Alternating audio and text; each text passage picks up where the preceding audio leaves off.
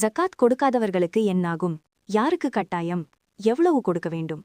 இந்த வீடியோவில் ஜகாத் பற்றிய முழு விளக்கம் பார்க்கலாம். 1. ஜகாத் என்றால் என்ன? ஜகாத் என்பது தானமில்லை. ஜகாத் என்பது ஏழைகளின் உரிமை.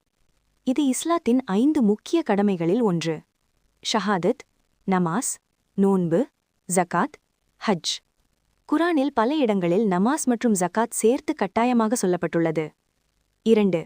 யாருக்கு ஜகாத் கட்டாயம்? இந்த 3 கண்டிஷன் இருந்தால் ஜகாத் கட்டாயம். 1. அவர் முஸ்லிமாக இருக்க வேண்டும். 2. நிசாப் அளவு செல்வம் இருக்க வேண்டும். 3. அந்த அளவு ஒரு ஹிஜ்ரி வருடம் முழுவதும் இருக்க வேண்டும். 3. நிசாப் என்றால் என்ன? நிசாப் என்பது குறைந்தபட்ச அளவு 87.48 கிராம் தங்கம் அல்லது 612.36 கிராம் வெள்ளி மதிப்பு. இந்த அளவு மதிப்பு ஒரு வருடம் உங்கள் கையில் இருந்தால் ஜகாத் கட்டாயம்.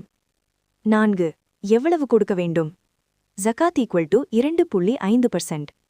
உதாரணம், உங்களிடம் 1 லட்சம் ரூபாய் இருந்தால் 2.5% ஈக்குவல் டு 2500 ரூபாய்.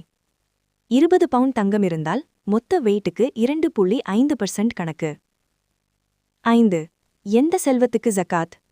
Gold, silver, cash, bank balance, business stock, investment. ஜகாத் இல்லை. வசிக்கும் வீடு, பயன்படுத்தும் வாகனம், பர்சனல் ஐட்டம்ஸ். 6. யாருக்கு கொடுக்கலாம்? குரான் சூரா அத்-தௌபா 9:60 படி 8 வகைகள். ஃபகீர், மிஸ்கீன், ஜகாட் கலெக்டர்ஸ், புதிய முஸ்லிம்கள், கடன்பட்டவர்கள், அல்லாஹுவின் பாதையில் பயணத்தில் சிக்கியவர்கள் மற்றும் பல.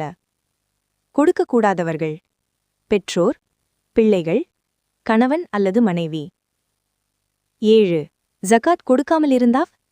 சஹீஹ் புகாரியில் வருகிறது.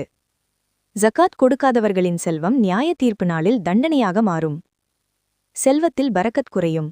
இது மிகப் பெரிய பாவம். 8. ஜகாத் கொடுத்தால் பலன்?